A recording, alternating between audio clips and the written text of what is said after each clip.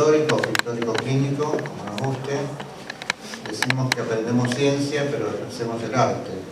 Ahora vamos a ver cómo convergen, tal vez dialécticamente, ambas dimensiones. El profesor Alfredo Bussi es profesor titular de diagnóstico por imágenes en la Facultad de Medicina de la UBA y fue presidente de la Sociedad Argentina de Humanismo Médico. El profesor Eduardo Escalato es profesor adjunto de toxicología y jefe del servicio de toxicología. Lo dejo a Eduardo para continuar con la presentación. Gracias, ¿qué tal? Buenos días. Bueno, para continuar la presentación, ya todos los presentes acá medianamente nos conocemos. Resta comentar el profesor Antonio Werner es consultor externo del Servicio de Toxicología y el profesor Blanco Carlos es profesor de Historia del Arte de la Nacional de Buenos Aires.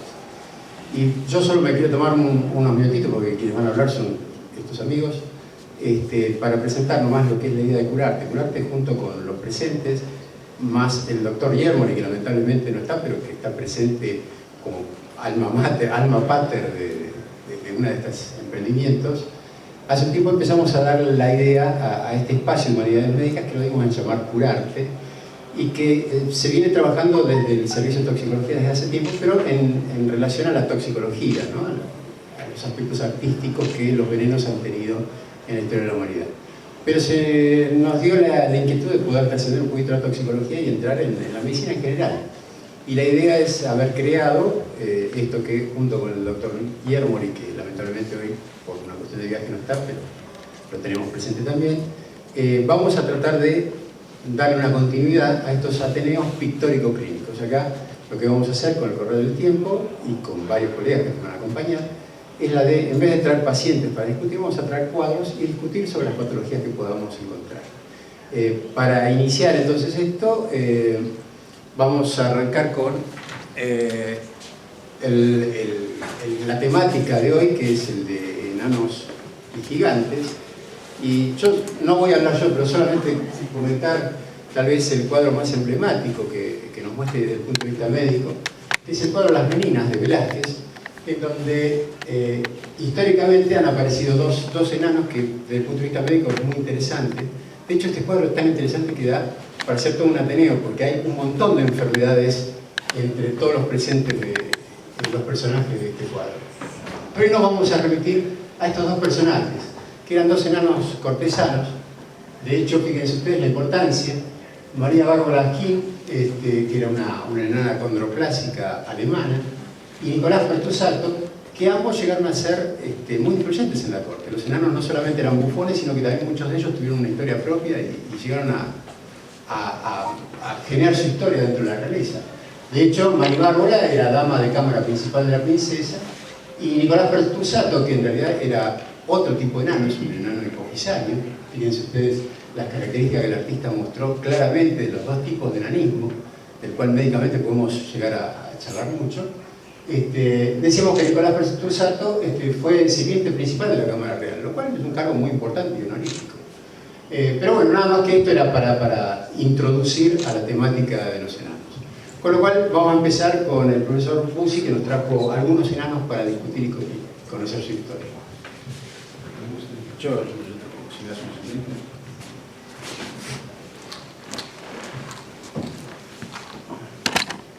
Creo que me escuchan así, ¿no? Así nos liberamos del...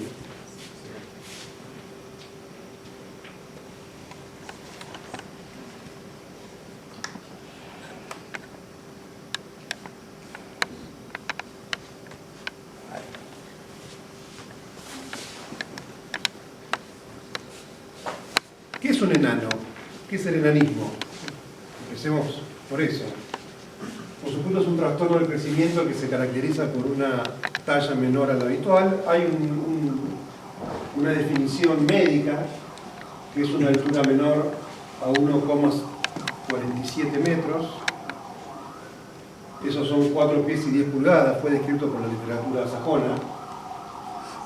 La palabra enano viene del griego nano, que es un término que nosotros usamos, nanogramo, ¿no? Por ejemplo, que significa 1000 millonésima parte. Están descritas más de 300 afecciones médicas que se acompañan del enanismo, muchísimas. el diagnóstico diferencial habitualmente es difícil, salvo en los cuadros más clásicos. Y en la mayoría de ellos hay una mutación en alguno de los genes que definen el desarrollo del cartílago y de los huesos, que es lo que impide el desarrollo de una altura normal. Como dijo el profesor Scarlato, los enanos eran muy comunes en las cortes, sobre todo durante el Renacimiento y el Barroco, entre los siglos XV y XVIII. A los reyes les gustaba coleccionar este tipo de personas, en este caso con defectos en la talla, pero había también obesos, había deformes. Y como ven, hay distintos tipos. Por ahí está la luz.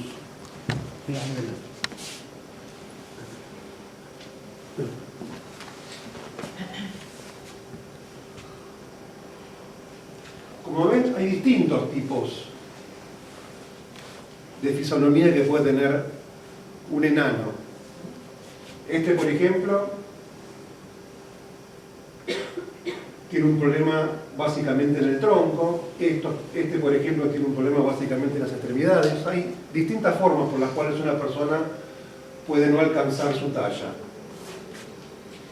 Felipe IV de España dicen que llegó a juntar 200 enanos distintos en su corte. Felipe IV es quien está representado en el cuadro de las Meninas, su familia es la que está representada en el cuadro de Velázquez, que acaba de mostrar el profesor Scarlato. Este cuadro es cuando él era príncipe, todavía no era rey, y este es uno de sus enanos preferidos, y esa es la postura agarrándole la cabeza. Que si lo miramos, es un enano de los que se llaman proporcionados. Una gran división del aspecto de los enanos es si son proporcionados o desproporcionados. Si no estuviese al lado del príncipe, nada nos haría pensar que es un enano, porque fisionómicamente tiene un aspecto normal. Pero hay otros que no. ¿Sí?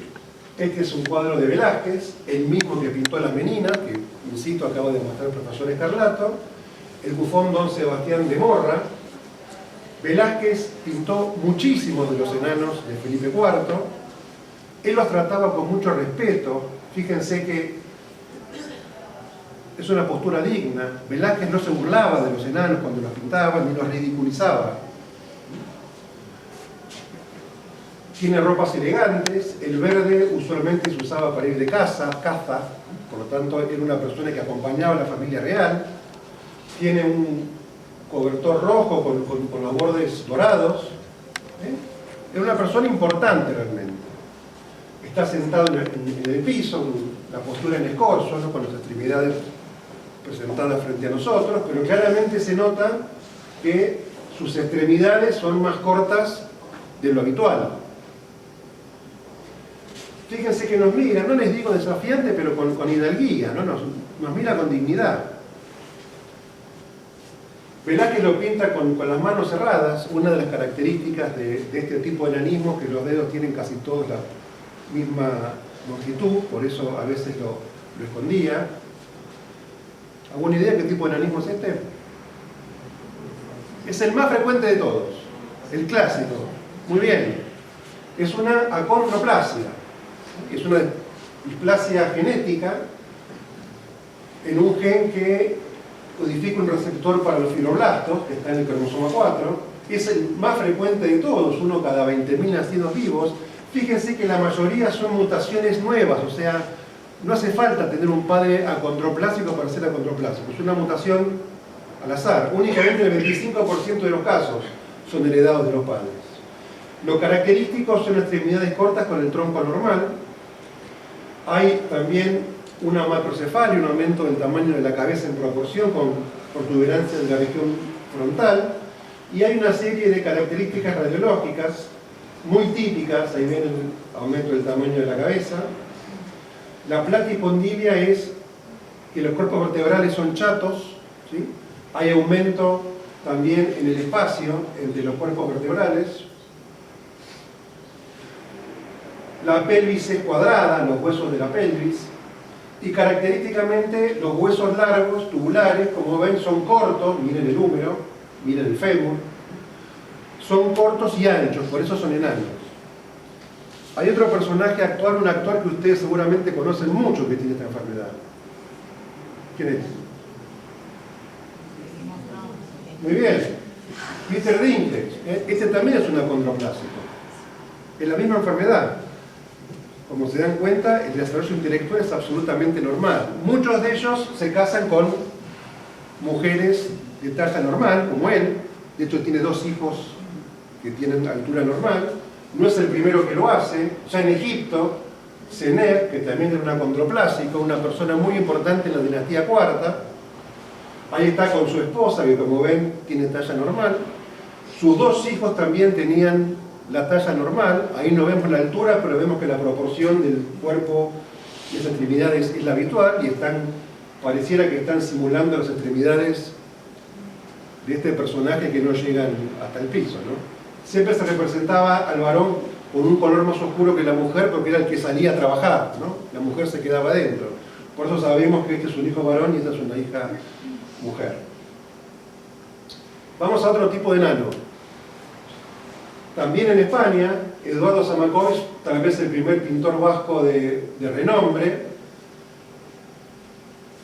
Esta escena es muy anterior al año en el que está pintada, porque parece una escena del siglo XVII, se llama El favorito del rey, y acá hay otro personaje que está bajando la escalera, que también es un enano, pero fíjense que es distinto que el otro. En este caso las extremidades parecen desproporcionadamente largas en proporción al tronco. Acá lo que pasa es que el tronco es más estrecho, prácticamente no hay cuello. Otro cuadro del mismo pintor, bufones jugando al coyonet, una especie de bochas. Fíjense, las extremidades normales, acá lo que es corto es el tronco. ¿Alguien sabe qué enfermedad puede ser esta? La describió un pediatra uruguayo. Es la enfermedad de Morquio, que característicamente, como les decía, es un enanismo. Vean cómo las extremidades parecen desproporcionadamente largas, con un tronco más estrecho, cuello corto. Es un tipo de mucopolisacaridosis. Es una enfermedad con depósito de mucopolisacáridos por una deficiencia enzimática. Hay 2 tipos, según cuál es la enzima que está afectada. La mucopolisacaridosis 4, o Morquio tipo A, es la más común y la más grave, 10 o 20 veces menos frecuente que la acondroplasia. Tiene enanismo escoliosis, es una enfermedad más grave que la acondroplasia. Fíjense que tiene una esperanza de vida media de 40 años, se asocia además con lesiones viscerales, pérdida de audición, etc. Característicamente hay un geno valgo muy importante, también tiene platipondilia, y uno de los riesgos que corre, porque tienen agenesia de odontoides, es una compresión medular, por eso hay muchos que tienen posibilidad para deambular. Y este personaje, también pintado por un pintor español, en la época del hijo de Felipe IV, este es Carlos II, que también coleccionaba este tipo de personajes. Les decía, este personaje nos llama más la atención por la gordura que por la estatura, ¿no? Miren cómo la llamaban. Era una chica conocida, por supuesto sabemos su nombre. Carlos II, que era el rey, la manda a traer a la corte porque la quería tener dentro de su colección. Y en realidad este retrato tiene un par, son 2 retratos simultáneos que hizo, que es la monstrua vestida y la monstrua desnuda. Fíjense que acá pinta a esta chica que tenía 16 años, creo, o menos, representando a quién. ¿Qué personaje está representando acá ella, pintada así? ¿Qué les parece? Baco, muy bien, el rey del vino. Fíjense, ahí hay un racimo de uvas y con una hoja de parra se tapa púdicamente sus genitales. Esta enfermedad también se acompaña de baja estatura. ¿Alguien sabe qué enfermedad es esta? Es la causa de obesidad genética más frecuente. Es una obesidad genética esta, provocada por un trastorno genético. Este es el síndrome de Prader-Willi. Es una enfermedad genética que provoca una alteración hormonal que, entre otras cosas, da hiperfagia, porque está anulada la saciedad. Por eso, fíjense cómo el pintor le pone en cada mano una manzana, porque ella comía vorazmente. Entre esta falta de saciedad y la inmovilidad que provoca este cuerpo, van aumentando muchísimo de peso. Ahí tienen una paciente con Prader-Willi actual. Característicamente las manos son pequeñas también, los ojos se dice del tamaño de una almendra, boca pequeña. Hay una gran función hipotalámica, fue descrito no hace tanto tiempo por estos médicos suizos, y como les decía, es la causa más común de obesidad causada por un síndrome genético. Ya desde la lactancia hay hipotonía y incapacidad para succionar, hay retraso de crecimiento, retraso madurativo, incluso retraso cognitivo, retraso mental, retraso psicomotor y discapacidad intelectual con trastornos del comportamiento. Estas son las hormonas afectadas que provocan, como les decía, obesidad, diabetes, hipogonadismo, es clásico, baja estatura y otras distintas alteraciones. Radiológicamente lo que más llama la atención son las consecuencias en el aparato locomotor por el exceso de peso, en general con alteraciones mecánicas, sobre todo en los tobillos y escoliosis. Yo para terminar les quiero hablar de este pintor francés, vivió a fines del siglo XIX, famoso en su época por estos carteles que hacía, y se caracterizaba por pintar los grandes prostíbulos de París de su época, tanto lo que pasaba en los salones como lo que pasaba en las habitaciones de los prostíbulos de París, también con respeto pero mostrando el lado oscuro, e incluso pintaba muchas escenas de las noches tristes de París. ¿Alguien sabe quién es este pintor? ¿Cómo se llama?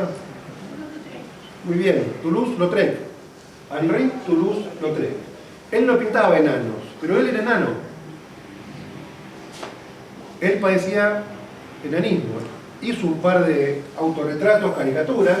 Este es él pintado por él mismo. Acá está él mismo también, fíjense la desproporción, ¿no? No se hizo un diagnóstico de su enfermedad en vida. Acá tienen una foto con otra persona para que se den cuenta de la altura que tenía. Pero mucho tiempo después, dos franceses describieron una enfermedad. ¿Alguien sabe cuál es? Porque es bastante famoso. No, es la pignoisostosis. Dos franceses, Maroteau y Lamy, describieron en la década del 60 esta enfermedad, también llamada de Maroteau-Lamy, y 2 años después hicieron retrospectivamente el diagnóstico de que Toulouse-Lautrec la padecía. Eso ha sido discutido, pero todavía se sostiene. Lo que caracteriza es que tiene una gran densidad ósea, pero son huesos muy frágiles, tienden a fracturarse muchísimo. De hecho, Toulouse-Lautrec había tenido varias fracturas cuando era chico. Este es un montaje fotográfico de la época de él, y lo traigo porque es una muestra de que a veces el enanismo no solo puede ser el objeto del arte, sino quien produce el arte, porque Toulouse-Lautrec decía: pensar que nunca habría pintado si mis piernas hubieran sido un poco más largas. Muchas gracias.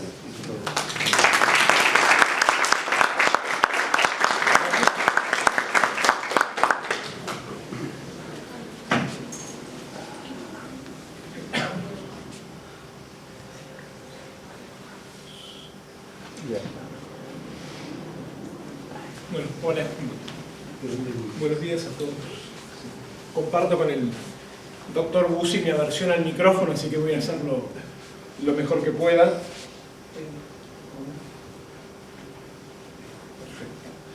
Perfecto.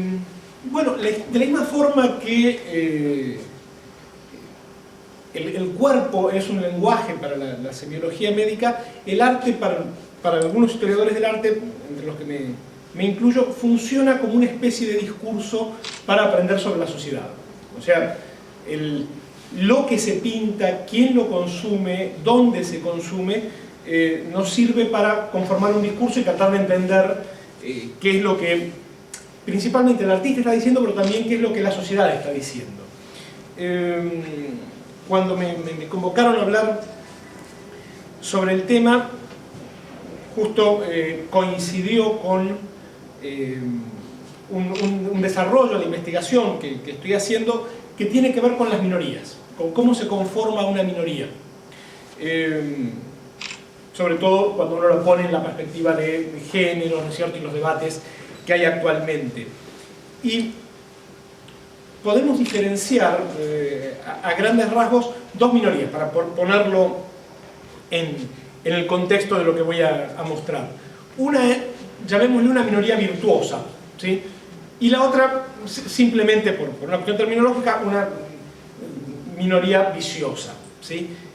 Lo importante es que todos podemos conformar minorías. O sea, por ejemplo, debo ser el único arquitecto en la sala, o quizás haya alguien que sea arquitecto y ambidiestro, por ejemplo. Entonces, siempre podremos hacer algún tipo de recorte en las minorías.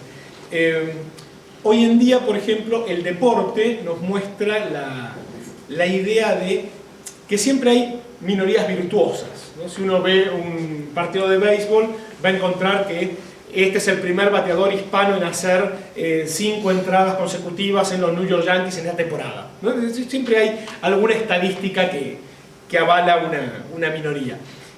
Y lo interesante es cómo, digamos, la parte de este estudio, cómo se constituyen estas minorías en virtuosas o en viciosas. O sea, por qué algunas minorías, más que nada en relación al poder, las denostamos y por qué a otras las apreciamos o tratamos de imitarlas. Ese sería básicamente el contexto. Y me focalicé en un pintor que es un pintor de enanos. O sea, todo su desarrollo artístico se llevó a cabo pintando enanos, que es Faustino Bocchi. Él pinta, disculpen, entre 1660 y más o menos 1742. En historia del arte las cifras son siempre aproximadas. Tenemos que desconfiar de las cifras taxativas. Él pinta en el mismo momento en el que aparece el Ducado de Austria, en plena expansión del Imperio Español, y al mismo momento de lo que se va a llamar la República Holandesa, una conformación republicana en los Países Bajos, que tiene un particular interés, sobre todo en el vector que mencionaba el doctor Bussi de la incidencia del enanismo, porque en la República Holandesa se van a discutir los problemas de la predestinación. ¿Por qué cada uno le toca la suerte que le está tocando? ¿Sí? Sabemos muy poco de Bocchi. Él nace en Brescia, en Italia, y su formación tiene que ver con pintores de los Países Bajos, sobre todo con un pintor al que le decían el flamenco y el fiamenguino en italiano, y tiene influencia también de este pintor casi desconocido, que es el maestro de la fertilidad del huevo. No sabemos su nombre y se le ha puesto así por una obra de él. Él tiene un tríptico, que es un tríptico Rushnikov se llama, donde aparecen, ¿cierto?, estos enanos deformes, ¿sí? O sea, no hay, desconozco si obedece a una deformidad médica o no,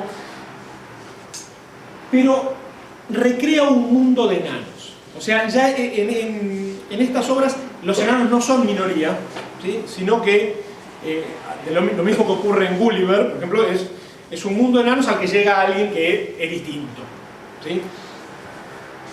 En ese mundo, en general, lo que se va a observar es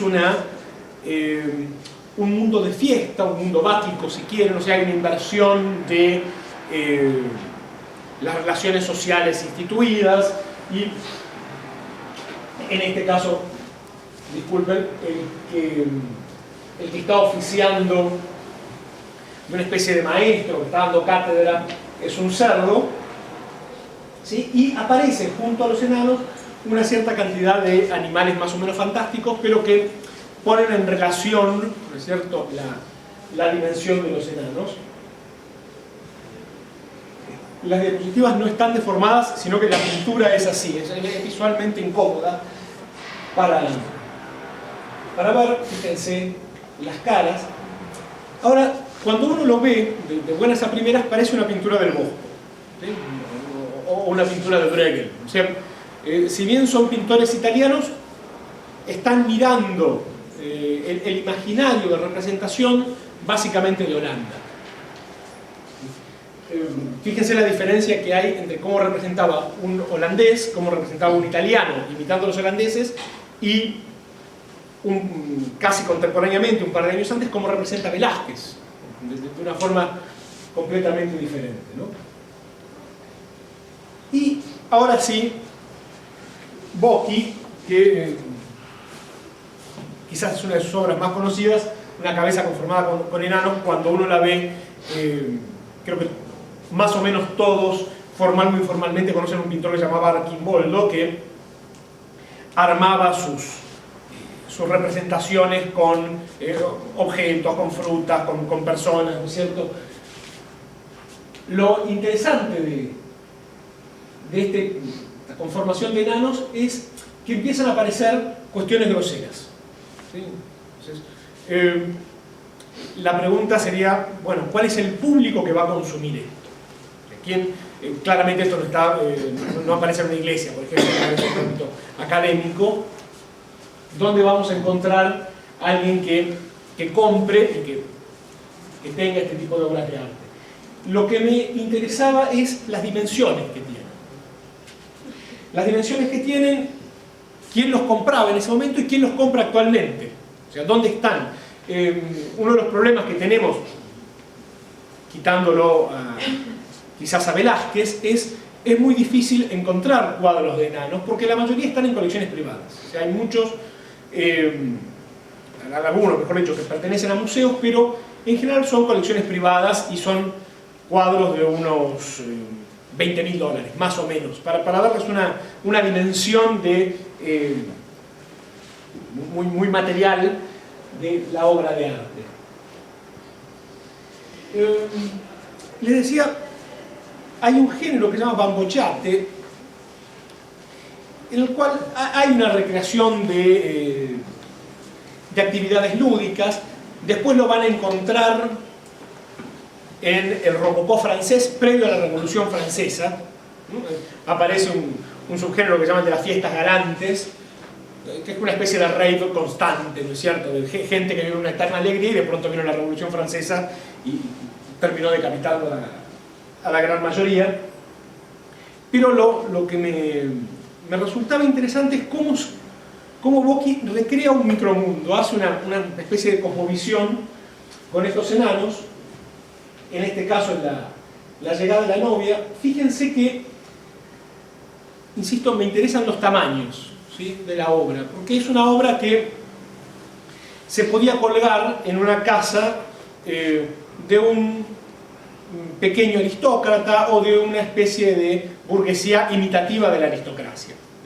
La burguesía va a tener dos momentos. Uno en el que trata de, pensémoslo como una especie de nuevos ricos que tratan de imitar primero la riqueza existente, o sea, la riqueza aristocrática, y después que van a encontrar su propia conformación en los criterios de belleza y de representación. Ahora, ¿por qué pintar enanos? ¿Sí? Bueno, la posibilidad social española, por ejemplo, estos eran miembros importantes de la corte, incluso, como explicaba el profesor Bussi, tenían altos cargos, algunos le pagaban a Velázquez por sus obras, pero en este caso no, son enanos fantásticos, no son retratos. Y ya hacia 1650, o sea, cuando nace Bocchi, hay un crítico de arte que se llama Salvatore Rosa, que en una obra que se llama Pintura, un tratado sobre la pintura, él se queja y dice: lo que la aristocracia repugna en la realidad